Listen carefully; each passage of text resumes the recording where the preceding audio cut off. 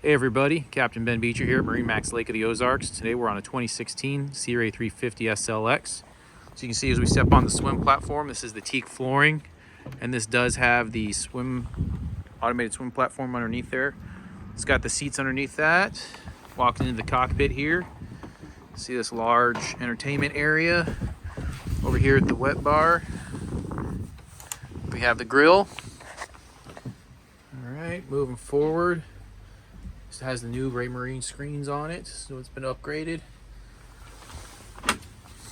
Head compartment down here.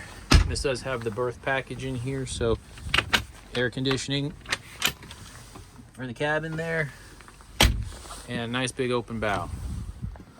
This one also has the Make Fast Sure shade and a hardtop, as well as a canvas opening. Once again, Captain Ben Beecher at MarineMax Lake of the Ozarks. Thank you for taking the time to go through this 2016 Sea Ray 350 SLX. Call us today, set an appointment to take a tour of the boat. Thanks, have a great day.